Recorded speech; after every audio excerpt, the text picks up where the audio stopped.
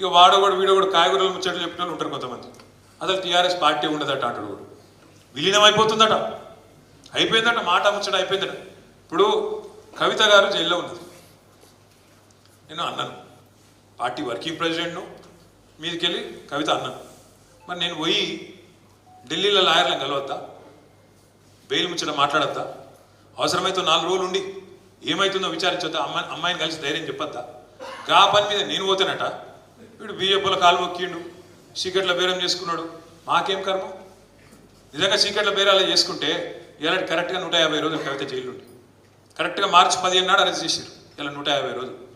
ఇలా మా ఇంట్లో ఆడబిడ్డ వీళ్ళందరి మాకు నిజంగానే వాళ్ళతో ఒప్పందం ఉంటే 150 రోజులు జైలు ఉంటుండేనా?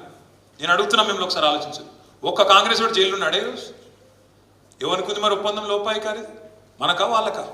మన ఇంటి ఆడబిడ్డని జైల్లో పెడితే కూడా మనం కొట్లాడుతున్నాం.